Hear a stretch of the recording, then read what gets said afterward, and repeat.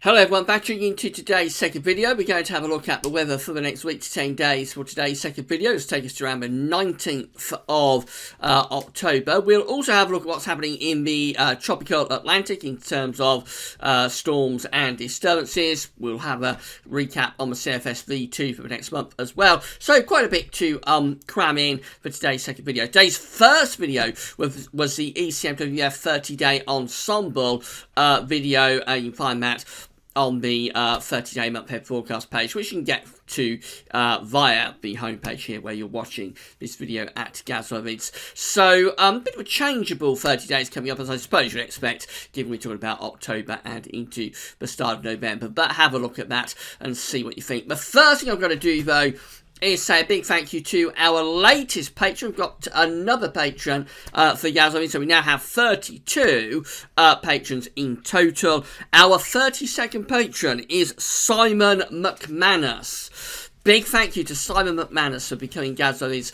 32nd patron. So, and this has really taken off over the past week or so. If you would like to become a patron for Gazlovids and give us an ongoing monthly donation to help fund the website and keep the content completely free of charge, then all you have to do is come to Gazlovids' Patreon page, and I'm on it right now. We link to this from all the pages at Gazlovids and also from the description boxes at YouTube. So you just come to this page, you sign up for a Patreon account, and then very simply you give an ongoing monthly donation. It could be anything as little as $1 a month upwards. It doesn't have to be a large amount of money, but by doing that you become an official patron for Gazlovids and you are helping us to pay for our website. On the other hand, if you would rather just give a one-off donation, then this is how you can do it from the Gazlovids PayPal page. So this is really simple. As long as you've got a PayPal account, and most people have these days, you just sign the PayPal account and then you could just send a one-off donation for any amount of money that you would like. And again, you will be helping us to pay for our website and to keep all the content totally free of charge.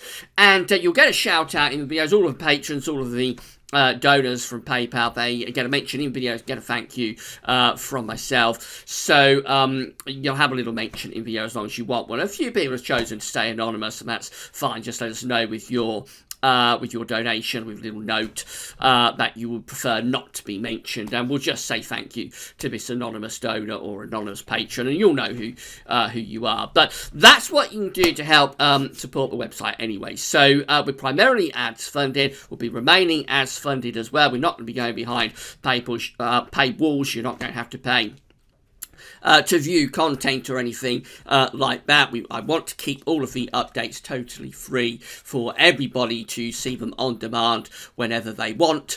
It's just an extra revenue, extra way of funding the website, extra revenue stream, if you like. We are primarily ads funded, but ads are declining revenue year on year for various reasons. So it's just helping us to give us an extra revenue stream. So a big thank you to all of the patrons, big thank you to all of the donors for Gazlovids, and you're doing something really special for the website and for myself. So big thank you to everybody for their donations and for becoming patrons for Gazlovids. Right, we better get on with the video then. I'm going to start off by having a look at what's happening in the tropical Atlantic. So we've got 3 areas of interest. Let's deal with one at a time. We've got 15 just here over towards the coast of Africa. Let's see what National Hurricane Center are saying about this one. So it's Tropical Depression 15, and it's giving sustained winds at the moment of 35 miles an hour.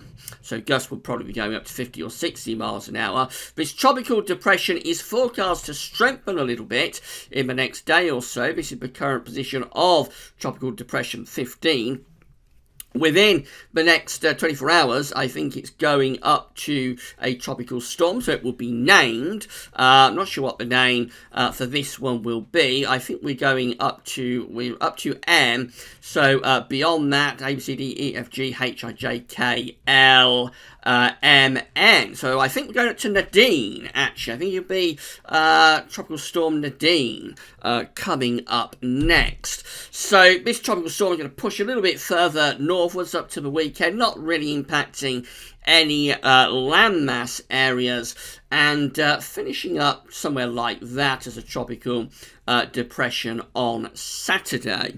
So at the moment it's Tropical Depression 15. I think it will be Tropical Storm Nadine, or Nadine, however the Americans say it, in the next 24 hours, but not really impacting anywhere very much. Then we've still got the old storm Leslie meandering around here further north in the central part of the Atlantic Ocean. Leslie's been going nowhere fast for a long time now. Was a suggestion a few days ago, but Leslie might come our way, but I don't think Leslie will be coming our way now. So this is the current position of Tropical Storm Leslie just here. Leslie is forecast to re-strengthen back up to a Category 1 hurricane by tomorrow. So yes, it's been up and down this feature for about 10 days, maybe even longer than that. Sometimes it's been just a post-tropical depression, other times it's been a tropical storm. I think it's already been a hurricane once. It's going to go back to a hurricane again by tomorrow. Maybe going to start pushing over towards like North Africa, very close to Canary Islands actually, and also southern parts of Spain and Portugal just there. And at this point it goes subtropical or post-tropical, and by then we're going to find it starting to weaken and die away. So by weekend, or start of next week, we should be just about finished with Leslie. And then finally, we've got Michael. This is Hurricane Michael now in the Gulf of Mexico. There it is, heading towards the southern coast of the United States. This has strengthened a lot over the past 24 hours. So Hurricane Michael is now up to Category 2 status, giving sustained winds of 100 miles an hour. Gusts probably would be going in excess of 110, 120 miles an hour. And this is going to strengthen further. Hurricane Michael will be strengthening further, going up to a major Category 3 hurricane, we think, by tomorrow. That's its position by tomorrow, and then late tomorrow it slams into this southern coast of the United States. Not sure where it's making landfall, but it looks like it's somewhere like Alabama, maybe even this sort of western coast of Florida, maybe slamming into the western coast of Florida, somewhere from Alabama to Florida. Anyway, it looks like it's going to be getting a direct impact from a Category 3 hurricane. So quite severe developments have taken place with Michael over the past 24 hours. Michael then moves northwards and moves into the Carolinas in that sort of direction, so then down to a tropical storm, and then it looks like Michael's going to go out into the Atlantic then and start to push out into the Atlantic Ocean. That's the position of Michael by the time we get through to Sunday, somewhere around there in the North Atlantic as a post-tropical storm. And the remains of Michael might get caught up in the jet stream and head our way next week. So we're not going to see Leslie, I don't think, but we may well see Michael at some point next week. So we'll be keeping a very, very close eye on all of the developments over the next few days. Right, coming back closer to home, it's a very warm afternoon across the British Isles, across many parts of the country. Do get out and make the most of it if you enjoy your autumn weather, fine, dry and sunny. Not so in the northwest of Scotland. It continues to be absolutely pouring with rain there in western, northwestern, southwestern Scotland. It's been on since Sunday and it's still pouring down. This rain will move away though tomorrow, so you'll dry out tomorrow, but then more rain comes back in, I'm afraid, on Thursday. But down in the south, really warm afternoon, so many of our stations are showing temperatures at least into the upper teens, if not below 20 Celsius. That's Cranfield, for example, at 20 degrees. Wittering is at 19 degrees. East Midlands Airport at 17. We go down to Fairford, 20 degrees there. Boscombe Down is at 20 degrees, Southampton is at 18, Farnborough at 19, so Luton Airport at 19, Norfolk is at 20. You get the idea, we're hovering around the 20 degrees Celsius mark in the southeast, just shy of 70 Fahrenheit. That's London Heathrow, again at 20 degrees. These are the observations from XC Weather. So very warm afternoon, that is way above average for early October. And it will be even warmer tomorrow, though. Temperatures tomorrow could be up to around 23 or 24 degrees somewhere like central London. So it'd be feeling more like a July afternoon than an October afternoon down in the southeast. Up in the northwest, I'm afraid it's a very different kettle of fish. These stations here, Stornoway, for example, at 11 degrees. Benbecula is at just 11 degrees as well. Tyree at just 12, much cooler. Wick at 11, much cooler up in the north and the northwest of Scotland. So make most of it if you're in the southeast and you like your autumn weather warm and dry, because I think from around Thursday onwards it's going to start turning more unsettled. Temperatures will hold up okay initially, but by this time next week we're likely to be in a substantially cooler air mass.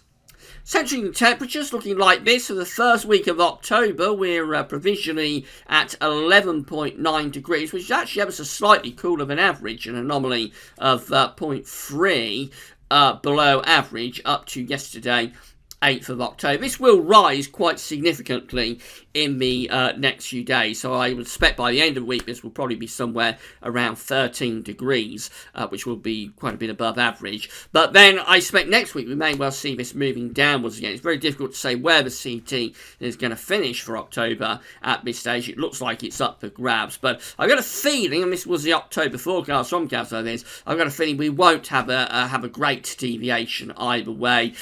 I suspect maybe a little bit above average will be the finishing point, but very similar to August and September in many ways. I don't think it will be a big deviation, but we shall see. Something unexpected might happen. Right, so GFS temperature and precipitation ensembles. Next couple of weeks looking like this. A red line here is the 30-year upper air temperature average. Look at Chorley up in the northwest of England today. So it's still got some more days of very warm weather to go. We can see that from just here up to the weekend. Temperatures are holding up okay, substantially above that red line. There is a little bit of a dip taking place just there, but I mean overall for the next few days temperatures are not a problem. Over the weekend though and into next week we see those temperatures sliding away, and there's very little evidence that when they do dip over the weekend and into next week they get back to where they are right now. So obviously this is our warm or very warm phase of weather that we've got just here, but then we go down to that sort of level much closer to the 30-year average. I mean, we're not talking about particularly cold conditions, but it will certainly be a lot cooler compared to what we've got now. And there's no sign really that we're getting back to those sort of temperatures that we've got this week. There are one or two outlier members there, but they're not particularly well supported by the ensemble. So it does look as though when this warmth goes over the coming weekend, it may well not return for a little while.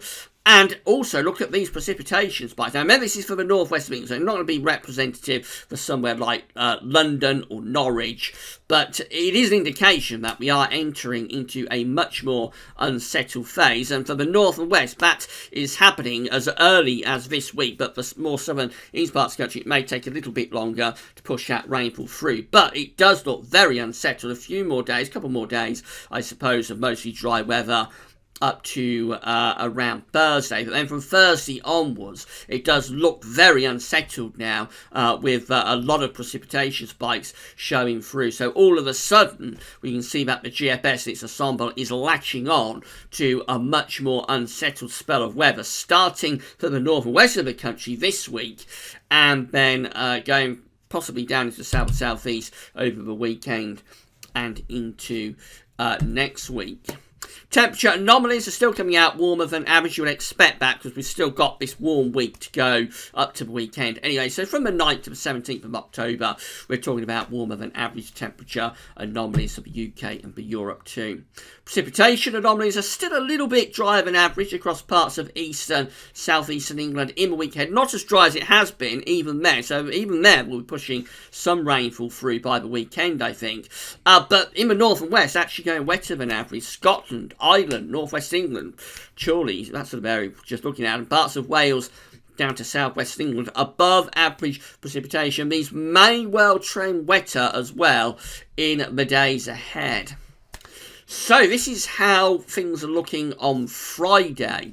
Now, just show you where Leslie is on this chart first of all. So that's Hurricane Leslie just there. We know from what the National Hurricane Centre was showing that Leslie is going to push that way, heading towards North Africa. And I don't think we'll be impacted by Leslie. But it is still very unsettled on Friday because we have this area of low pressure just here, a very deep area of low pressure out to the west of Ireland. That's likely to be our next named storm, I think. So watch out for that. Met Aaron and UK Met could well be naming this area of low pressure in the next day or so. It looks like on Friday it's going to bring very wet weather to much of western Britain and also to Ireland, and some really tightly packed isobars in there as well. I'd not be surprised to see 80-mile-an-hour gusts of wind on Friday for parts of Ireland, possibly into western, southwestern parts of Scotland, with 60-mile-an-hour gusts running up the Irish Sea. So a pretty stormy day to come in the west on Friday.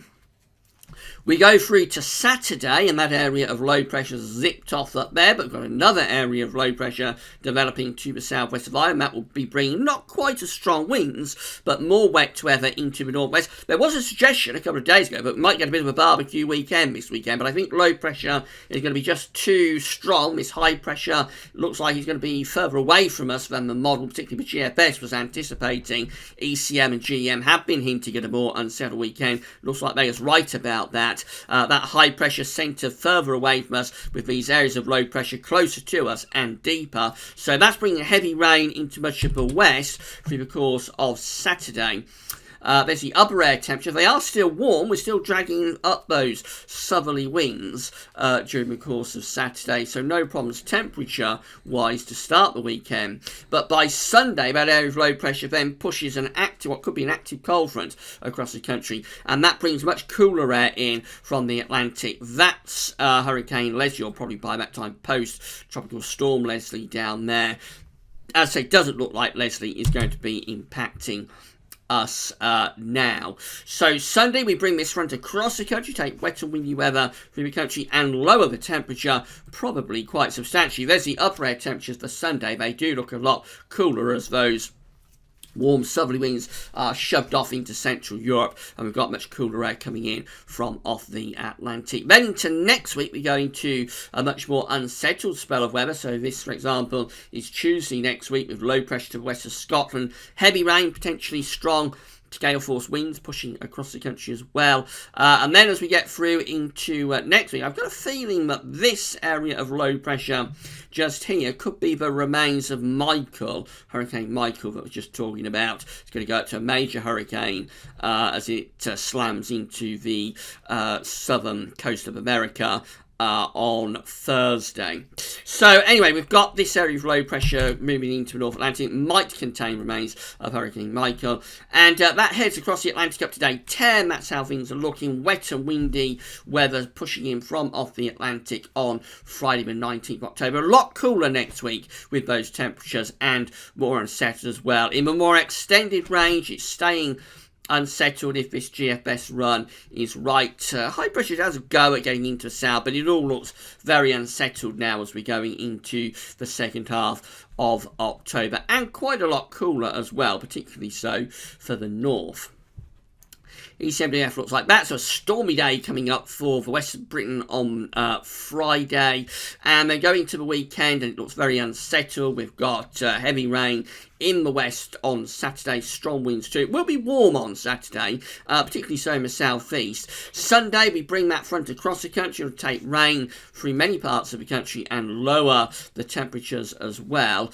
If we have a look at where Leslie's down there on the ECM WF on Sunday, and as we go through to Monday, we see that the remains of Leslie anyway is heading in across southern parts of Spain and North Africa, so quite unusual for low pressure to be moving down there. As far as we're concerned, very unsettled conditions on Monday, wet and windy weather. Then we go through into next week, and it all looks really unsettled with low pressure never too far away, and temperatures a lot cooler than they have been as well. And then the GEM looks like that. So we've got this stormy day coming up in the west on Saturday. Not quite as windy on Sunday, but it will still be windy enough, and there'll still be quite a lot of heavy rain in the west on Saturday as well. Eastern areas look like they get a nice day. Temperatures will be into below 20 Celsius, I think, if that's right down in the southeast. But by the time we get through to Sunday, we push this front across the country, taking rain and lowering the temperature. Then into next week, again, same as the other models, looking very unsettled now for this third week of October. We're up to Friday the 19th of October, day 10. Does look unsettled with low pressure close to the country, trying to build a little bit of a ridge in from the south, but I think that's very transient. The next low would really quickly roll over the top of that high pressure and bring potentially wet and windy conditions a little bit beyond day 10. Finally, just have a very quick look at the CFSV2 for the next month. So these are 500 middle heights broken down into week periods. The first week period takes us from the 9th to the 15th of October, with above average heights to our east, below average heights to the west. Does look very unsettled now. That ridge isn't as strong building in from the east as it looked like it might be a few days ago, and so it's a low pressure in the Atlantic that's holding sway. It is still warm, that is unchanged. We're still bringing the air up generally, until sunny anyway, still bringing the air up generally from a southerly direction, but the low pressure is the main driver there, with the ridge pushed just that little bit further away from us. And then week 2 also looks unsettled. This is the 16th to 22nd of October, with again below average heights to the north and northwest, above average heights down to south, and there's that flow coming in from the west or from a northwesterly direction. This is week 3. It's the 23rd to 29th of October. Below average heights then are out to the northwest. Above average heights having to go building to our east again. Probably still quite unsettled, but could be a little bit warmer as the air starts to drift back up from more of a southwesterly southerly direction. And then finally, week 4 is the 3rd of October through to Bonfire Night, the 5th of November.